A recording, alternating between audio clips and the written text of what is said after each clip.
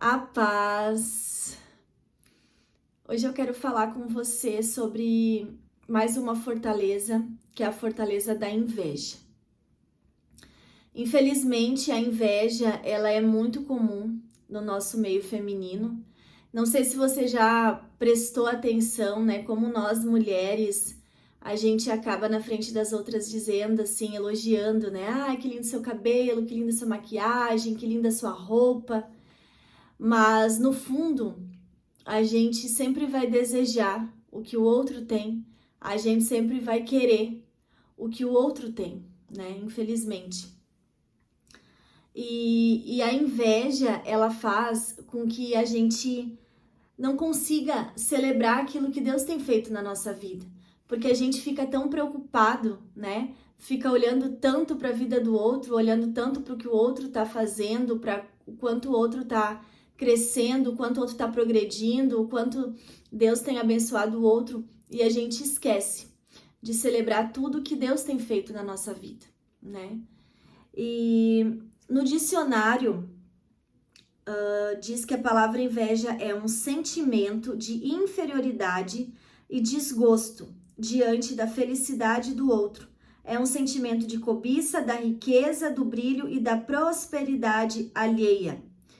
Ou seja, é você não conseguir celebrar as bênçãos do próximo, né?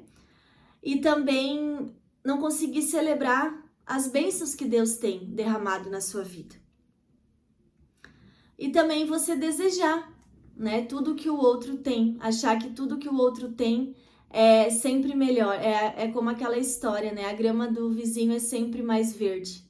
É mais ou menos por aí. Mas você sabia que no meio feminino, uma das maiores causas de rompimento da amizade é a inveja? Triste, né? Eu queria ler um texto com você que tá lá em Lucas, capítulo 1, versículo 39, que diz assim: Alguns dias depois, Maria se aprontou e foi depressa para uma cidade que ficava na região montanhosa da Judéia. Entrou na casa de Zacarias e cumprimentou Isabel. Quando Isabel ouviu a saudação de Maria, a criança se mexeu na barriga dela. Então, cheia do poder do Espírito Santo, Isabel disse bem alto: Você é a mais abençoada de todas as mulheres. E a criança que você vai ter é abençoada também. Esse texto, ele conta a história, né, de duas mulheres diferentes, se refere a duas mulheres diferentes e duas mulheres que carregavam dentro do seu ventre dois propósitos diferentes, dois chamados diferentes. Eu queria que a gente entendesse um pouco melhor quem era Isabel e quem era Maria. No mesmo capítulo ali, Lucas 1, mas daí no versículo 5, um pouco antes, vai dizer assim: Quando Herodes era o rei da terra de Israel, havia um sacerdote chamado Zacarias, que era do grupo dos sacerdotes de Abias.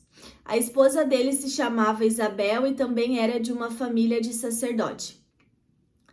Esse casal vivia a vida que para Deus é correta, obedecendo fielmente a todas as leis e mandamentos do Senhor. Bom, aqui a gente vê que Isabel ela era a mulher do sacerdote, né? E trazendo para a linguagem de hoje, né, para os nossos tempos atuais, ela era a mulher do pastor. Ela era uma mulher, né, como o texto fala, eles eram um casal, na verdade, obediente ao Senhor, seguiam aos mandamentos do Senhor. Ela era uma mulher irrepreensível, né? Ela também era uma mulher importante naquela época, porque ela vinha de uma descendência importante, que era a descendência de Arão. E o seu marido, ele também não era qualquer sacerdote, né? Ele tinha um cargo elevado, ele tinha uma posição elevada. Isabel, ela também era uma mulher madura. Mas por que eu tô explicando isso para você, né? Por que eu tô querendo te dizer, explicar quem era Isabel, qual descendência dela?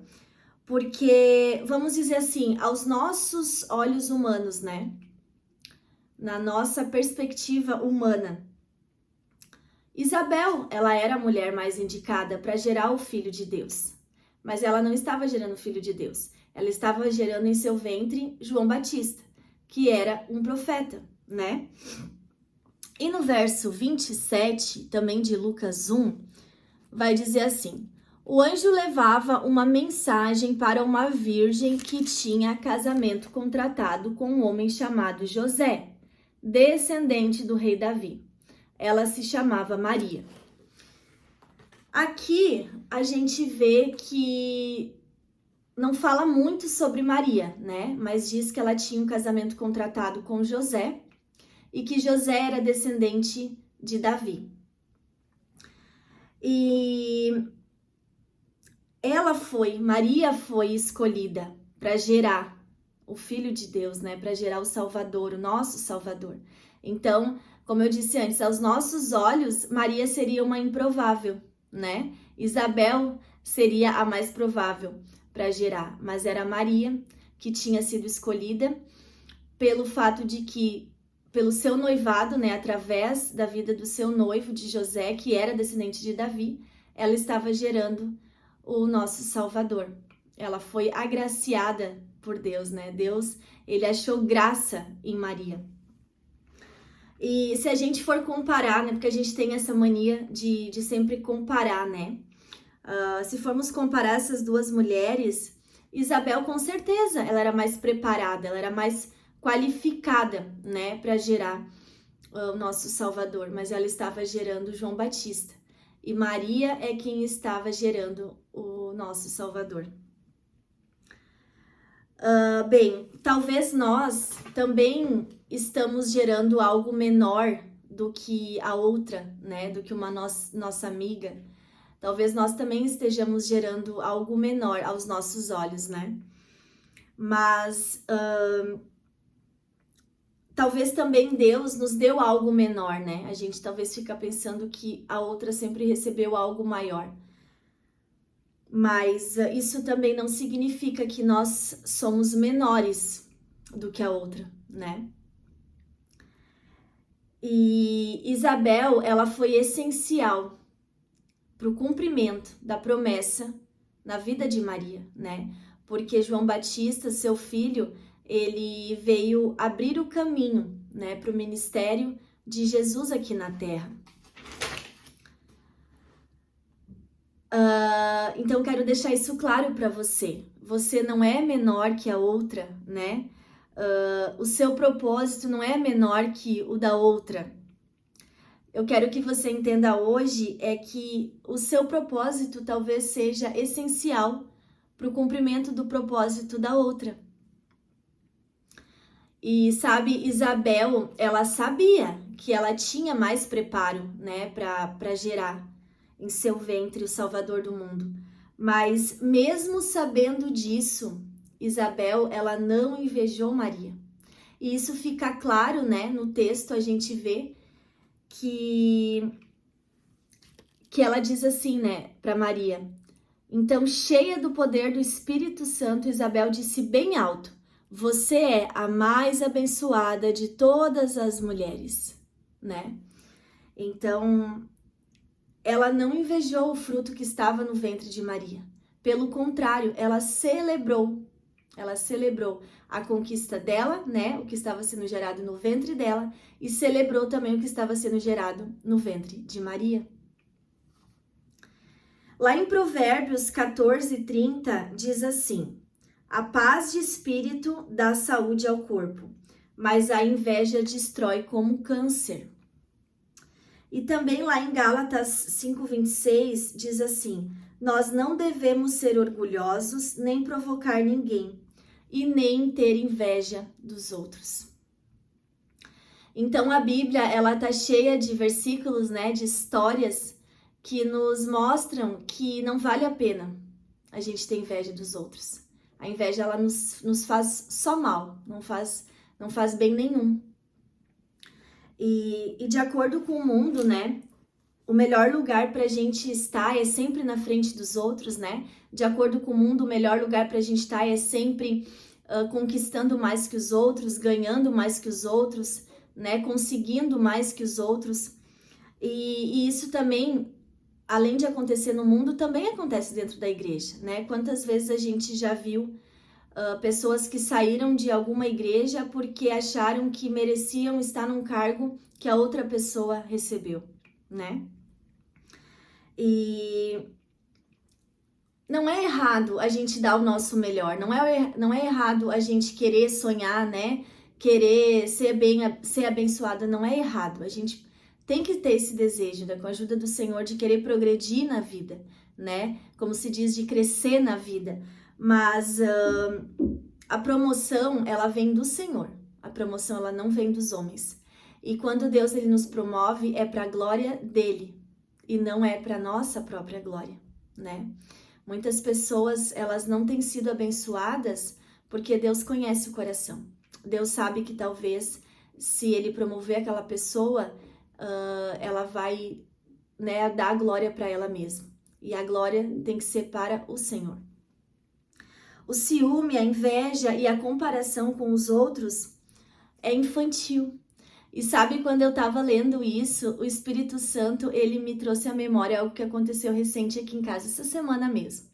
O Murilo, ele começou no judô e o professor fez uma brincadeira, uma disputa, e ele logo saiu da brincadeira, né? Ele não ficou até o final, ele não venceu.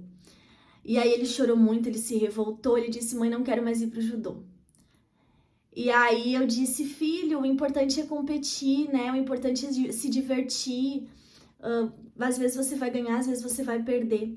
E sabe, o Espírito Santo falou assim, muitas vezes eu sou assim, muitas vezes nós também agimos assim, como uma criança, né? A gente não reconhece, não agradece, né? Não fica feliz por tudo que Deus tem feito, porque a gente quer sempre estar à frente do outro, quer sempre, né, competir com o outro, ganhar do outro, né? Infelizmente, nós também agimos, às vezes, como uma criança imatura, né? E eu queria hoje dizer para você ajustar sua mente, ajustar o seu coração, né? Para que a gente possa ser feliz pelos outros, ser feliz, celebrar a conquista dos outros e também confiar a nossa vida a Deus, confiar que Ele está no controle, confiar que Ele vai prover também, que Ele vai nos abençoar, né? Que não sejamos mais como crianças imaturas, né? Que não sabe celebrar o que Deus tem feito na nossa vida, mas que acaba só vendo e reconhecendo o que Deus tem feito na vida do outro, né? E eu queria deixar hoje para você 2 desafios. Eu queria que hoje você ligasse para uma amiga, mandasse mensagem, se encontrasse com uma amiga e celebrasse algo que Deus tem feito na vida dela. Mas não só da boca para fora, realmente do seu coração. Celebrar com ela, encorajar ela, né? Ficar feliz pelo que Deus tem feito na vida dela, né? E também incentivar ela. Que sejamos mulheres incentivadoras, né? E saiba que quando você celebra a vida do outro, você está também blindando o seu coração contra a inveja. E o segundo desafio que eu queria deixar para você é que você também celebre o que Deus colocou na sua vida. Que você celebre, que você agradeça e que você seja feliz por cada bênção que Deus tem derramado na sua vida. Amém? Vamos orar? Amado Senhor Jesus. Oh Deus, obrigada Espírito Santo, por hoje, Senhor, nos dar mais entendimento, Senhor, sobre esse sentimento de inveja, esse sentimento que não vem de Ti, Senhor, esse sentimento que nos faz mal, que prejudica a nossa vida, prejudica os nossos relacionamentos, prejudica a nossa saúde. Obrigada, Deus, por nos ensinar que a partir de hoje, Senhor, nós possamos ser mulheres maduras, assim como Isabel foi uma mulher madura que celebrou a conquista de Maria, mesmo achando que ela merecia mais que Maria. Que possamos ser mulheres assim, que celebrem a vida da outra, Senhor. Em nome de Jesus, e nos perdoa, Pai, pelas vezes, Pai, pelas tantas vezes que nós somos às vezes ingratas pelas bênçãos, né? E por aquilo que o Senhor tem feito na nossa vida, porque estamos muitas vezes preocupada e olhando mais para o que o Senhor tem feito na vida dos outros. Nos perdoa, Senhor, nos perdoa que a partir de hoje possamos celebrar, ser felizes, né? Ter contentamento verdadeiro naquilo que o Senhor tem nos dado, naquilo que o Senhor tem nos abençoado. Que possamos ser mulheres que encorajam e celebrem a vida uma das outras. Em nome de Jesus. Amém. Que Deus te abençoe.